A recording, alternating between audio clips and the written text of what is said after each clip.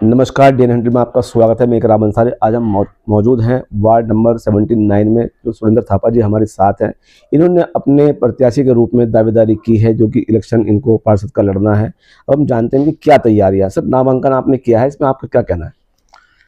Sir, मैंने ना ऊपर वाले का नाम लेके नामांकन कर दिया है और पूरी जो पब्लिक है वार्ड 79 की, वो मेरे को अभी से नहीं, बचपन से ही बहुत प्यार करती है और मुझे पूरी उम्मीद है कि वो मेरे को वोट करेगी, सपोर्ट करेगी और मैं आगे निकलूंगा।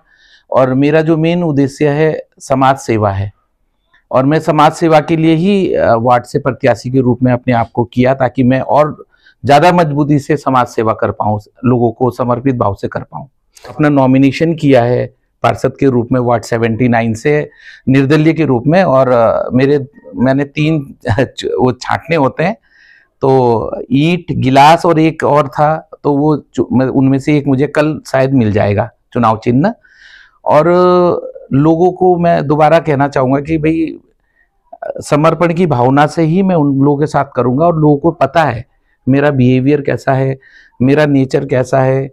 और मैं उनके बीच में कोई पार्षद के रूप में नहीं हूँ, कोई पॉलिटिशियन के रूप में नहीं हूँ। मैं उनके बीच में उनके बेटे के रूप में हूँ, एक समाज सेवी के रूप में हूँ और हर समय रहूँगा। अगर से मैं जीतता हूँ तो भी मैं उनके बीच में हूँ, अगर से मैं हारता हूँ तो भी उनके बीच में हूँ। और जैसी सेवाएं मैं उनको लगातार देता हूँ, वो देता रहूँगा लगातार, कंटिन्यू। निर्दलीय है, अगर आप इसमें पूर्ण रूप से आ जाते हैं जी, इसमें सबसे पहले विकास की क्या और रहेगी आपकी तरफ?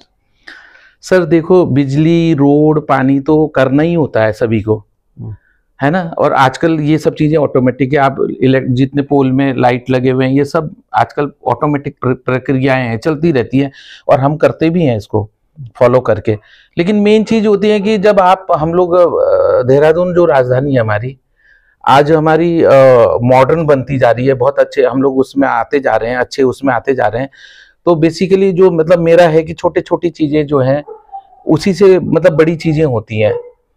तो उसमें सबसे पहला तो जो मेरा मतलब आगे के लिए था कि भाई, बच्चे 10th करते हैं, 12th करते हैं, ग्रेजुएशन करते हैं, तो उसके बाद थोड़े कंफ्यूज से रहते हैं। कुछ बच्चों के माँ बाप पढ़े हुए होते हैं, जैसे डॉक्टर के बच्चे पढ़े हुए हैं तो डॉक्टर बना देते हैं वो, है ना। पॉलिटिशियन के बेटे पॉलिटिशियन बना देते हैं या अदर्स और लेकिन सब तो ऐसे नहीं है, वो 2% है समाज में ऐसे लोग, है ना। 98% ऐसे लोग हैं जिनके बच्चों को समझ ही नहीं आता कि हम क्या करें। फाइनेंशियल भी नहीं हो पाता, बहुत बार गवर्नमेंट के बहुत सारी स्कीम्स होती है, पता नहीं चल पाती है, या उन्हें पता नहीं होता कि हम क्या करें। तो मुझे लगता है कि उस चीज़ के लिए मैं लगातार मतलब 3 महीने 6 महीने में लगातार अपने जितना क्षेत्र है और उससे बाहर भी जाना पड़ा मुझे, बुलाएंगे तो उसके लिए मैं कोशिश करूंगा कि वो चीज़ें मैं कर पाऊँ। और मुझे नॉलेज भी है और मेरे साथ बहुत सारे लोग जुड़े हुए हैं, अच्छे अच्छे लोग। सर, ऐसे कौन से काम हैं जो कि इस पिछली योजना कार्यकाल उनका रहा है, जो पूर्व पार्षद थे, तो उसमें ऐसा कौन सा काम है जो नहीं हुआ, जो आप करना चाहेंगे? पूर्व काल में सर, एक तो सर मतलब सबसे पहले तो जैसे कि बच्चों के खेलने के लिए कोई जगह ही नहीं है हमारे पास, है ना। और आज सबसे बड़ी दुख की बात है कि हम कहीं बैठना चाहें, हम बड़े बुजुर्ग भी या बच्चे कहीं खेलना चाहे, तो वो जगह है नहीं। तो मेरी कोशिश रहेगी कि कुछ ऐसे जगह चिन्हित किया जाए जहाँ पे बच्चों के लिए और बुजुर्गों के लिए खासकर बैठने का हो, ताकि वो मतलब आराम से बैठ पाएँ, अपनी बातें कर पाएँ, खेल पाएँ, पहली बात। और दूसरी बात ये कि हम पार्षद या कुछ भी बन तो जाते हैं, बनने के बाद में हमें क्या पसंद होता है कि हम पार्षद जी बोले या जी बोले। क्यों बोले जी हमें, किसी को भी जीतने के बाद? क्योंकि जब आपने जिम्मेदारी ली है तो वो आपकी जिम्मेदारी है ना। तो मेरा तो ये कहना है कि जैसे डेथ सर्टिफिकेट, बर्थ सर्टिफिकेट, मैं आपके ऑन कैमरा में कह रहा हूँ कि मेरे वार्ड की स्पेशली, उसके अलावा भी मैं करूंगा जो मुझे बोलेंगे। तो अगर से मैं जीता तो एट होम सर, मेरा सवाल ये था कि ऐसे कौन से काम है जो नहीं हुए हैं? अच्छा, हमारे वार्ड में नहीं हुए हैं ऐसे है सर कि बिजली, रोड, पानी को छोड़ के मुझे तो नहीं लगता कि ऐसा कुछ काम हुआ है। बिजली, रोड, पानी तो ऑटोमेटिक प्रक्रिया है, कभी ना कभी आना ही होता है उस स्कीमों ने, है ना। अब जैसे आप मेरी ही गली में आए हैं, यहाँ पे नाले की व्यवस्था नहीं है ना। तो पानी जो है रोड पे आता है, बड़ा ऑड सिचुएशन है। सफाई बहुत अच्छी तरीके से नहीं हुई है, आप भी अभी गली में आए होंगे, शायद आपको दिखा होगा कि है ना, ऐसे यहाँ ही नहीं है, बहुत सारे जगह हैं। हम पूरी कोशिश करते हैं कि अपने गली को साफ रखें, फिर भी कुछ दिनों में हो जाता है।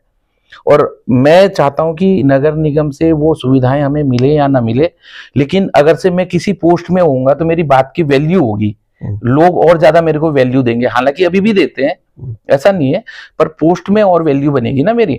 तो उसमें क्या होगा कि मैं लोगों को आह्वान करके सफाई के लिए स्पेशली कुछ कहते आप रुक गए। जी जी जी।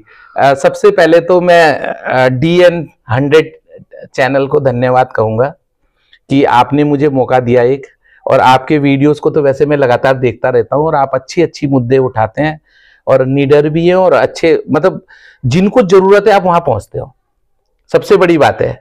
नहीं तो लोग क्या होते हैं, अधिकतर उनके पास पहुंचते हैं जहां इन्फ्लुएंस होते हैं। आप मेरे पास पहुंचे, मैं कुछ हूं ही नहीं, तब भी आप मेरे पास पहुंचे हैं। सिर्फ लोग मेरे साथ हैं, प्यार है लोगों का, तब भी आप मेरे पास पहुंचे हैं। इन्फ्लुएंस नहीं है मेरे पास, आप खुद आए फोन करके, थैंक यू सो मच। और दूसरा जनता के लिए यह है कि जनता वैसे मेरे को 90% जनता वार्ड 79 का मुझे जानती है, और उनको मेरे बारे में पता है। सिर्फ उन्हें अभी तक ये नहीं पता है कि मेरा सिंबल क्या है निर्दलीय में। तो कल जो है मेरा सिंबल आ जाएगा, तो कल मैं फेसबुक व्हाट्सएप में के माध्यम से या अपने और पहचान वालों के माध्यम से आप लोगों तक पहुंचा दूंगा। आप लोगों से हाथ जोड़कर अनुरोध है कि मतलब समाज सेवा को और आगे बढ़ाने के लिए और एक बेहतर समाज देने के लिए आप मेरे को जिताएंगे तो मेरे को भी अच्छा लगेगा, और मैं ज्यादा से ज्यादा समर्पण की भावना से आप लोगों के बीच रहूंगा। चलिए बहुत जी जी, थैंक यू सर, धन्यवाद।